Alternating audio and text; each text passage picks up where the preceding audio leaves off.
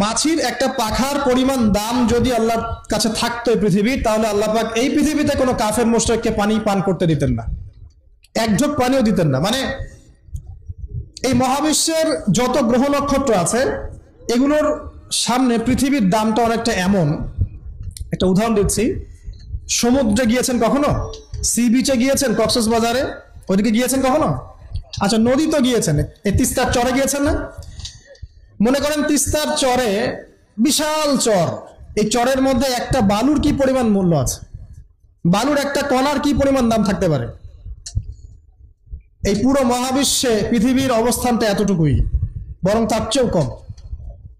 পুরো মহাবিশ্বে পৃথিবীর অবস্থান এর চাইতেও কম, যতটুকু একটা বিশাল চরের মধ্যে একটা বালুর মূল্য। পুরো বিশাল সমুদ্র সৈকত, এই সমুদ্র সৈকতে একটা বালুর কোনো দাম আছে? একটা বালুর কণার? ওটা থাকলেই কি না থাকলেই কি? পৃথিবীর অবস্থানটা ঠিক এমন মহাবিশ্বে। ওই পৃথিবীতেই আমরা এখন বসবাস করছি, আর আমরা মনে করছি যে আমরা পৃথিবীতে চিরস্থায়ী হব, এই দুনিয়াটা আমাদের, এখানে যা ইচ্ছা আমরা তাই করব, এখানে পলিটিক্স করলে যা ইচ্ছা তাই করব, এখানকার অর্থনৈতিক দায়িত্ব পাইলে যা ইচ্ছা তাই করব, এখানকার সামাজিক নেতৃত্ব পাইলে যা ইচ্ছা তাই করব, হ্যাঁ, এখানকার ধর্মীয় নেতৃত্ব পাইলে যা ইচ্ছা তাই করব। আমাদের ভাবটা এখন এমন। অথচ পৃথিবীর মূল্য আল্লাহর কাছে একটা বালুর পরিমাণও না, একটা মাছির পাখার পরিমাণও না।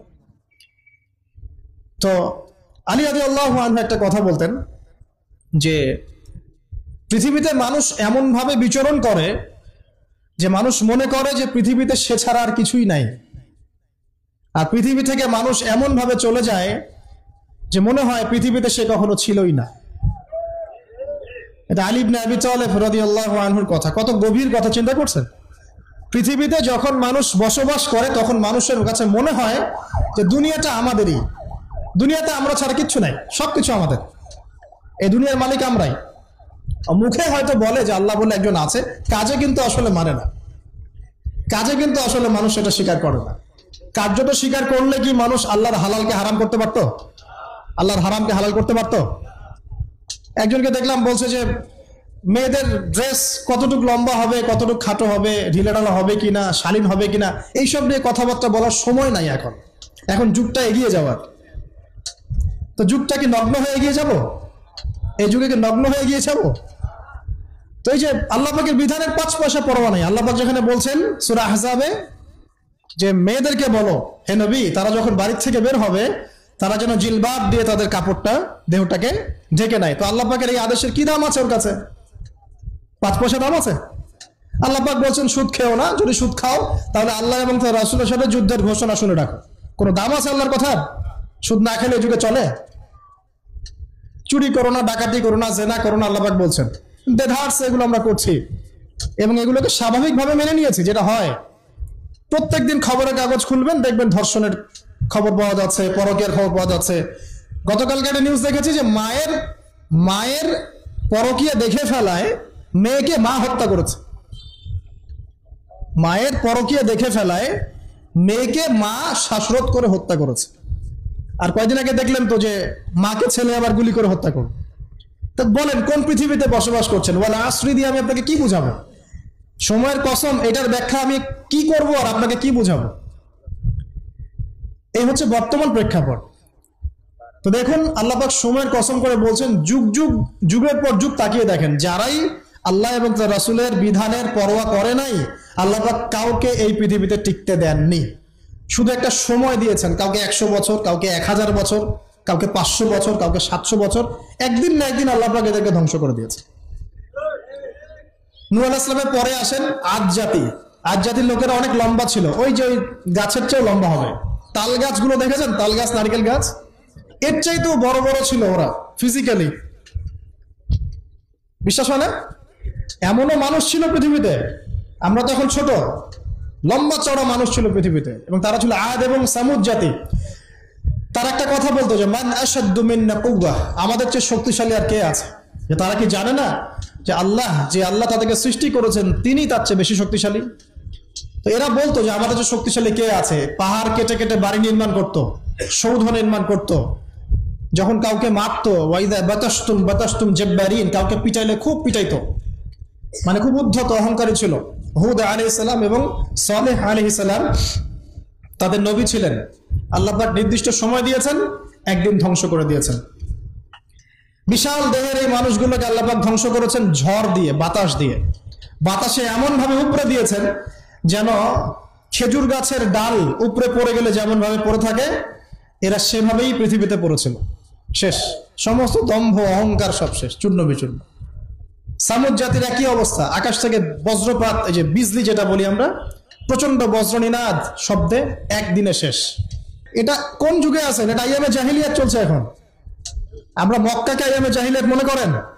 মক্কার জাহিলিয়াতের চেয়ে 1000 গুণ বেশি জাহিলিয়াত এখনকার বিশ্বে আছে। কেউ চ্যালেঞ্জ করলে আমার সাথে ডিবেট করতে বলেন, আমি প্রমাণ করে দিব যে মক্কার জাহিলিয়াতের চাইতে 1000 গুণ বেশি জাহিলিয়াত এই যুগে আছে। তবে শর্ত হচ্ছে এই জাহিলিয়াত প্রমাণ করতে হবে শুধু কোরআন এবং হাদিসের চোখ দিয়ে, অন্য কোনো চোখ দিয়ে চলবে না। তো এই সব কিছুর উপরে আবার একটা বিষয় আছে, সেটা হলো সবসময় আইনের সুশাসন নিশ্চিত হচ্ছে না। সব ধর্ষকের বিচার হচ্ছে না, সব জেনাকারের বিচার হচ্ছে না, মাদকদ্রব্য সবার বিচার হচ্ছে না। আর বিচার হলে আইনের ফাঁক ফোকর দিয়ে বেরিয়ে যাচ্ছে। আর সিস্টেম করা আছে, ওখানে একটু খাওয়াবেন, তার নিচে একটু খাওয়াবেন, তারপর এখানে একটু খাওয়াবেন, আস্তে আস্তে সব খুলে যাবে। আর এগুলো আমরা মেনে নর্মাল, এমনই সিস্টেম, আমরা সবাই মেনেই নিয়েছি, এটাই হয়। এই যে মেনে নেওয়ার ট্রেন্ড, এটা করতে করতে করতে আমরা এখন চরম রকম জাহেলি একটা সমাজে বসবাস করছি। এই সময়ের কসম আল্লাহ পাক আপনাকে করছেন, ওয়াল আসর, এই সময়ের কসম। মানে কোন সময় আপনি বসবাস করছেন নিজেই চোখ দিয়ে দেখেন।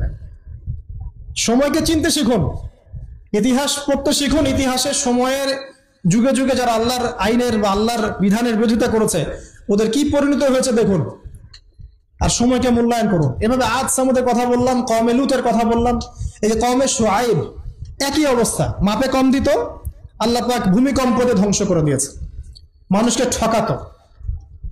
শুআইব আলাইহিস সালামের কওম যেভাবে মানুষকে ঠকাতো, এখনকার IMF আর ওয়ার্ল্ড ব্যাংক মানুষকে এইভাবে ঠকায়। এটা আপনি বুঝবেন না যদি ইন্টারন্যাশনাল ইকোনমিক্স মনিটারি সিস্টেম সম্পর্কে পড়াশোনা না করে।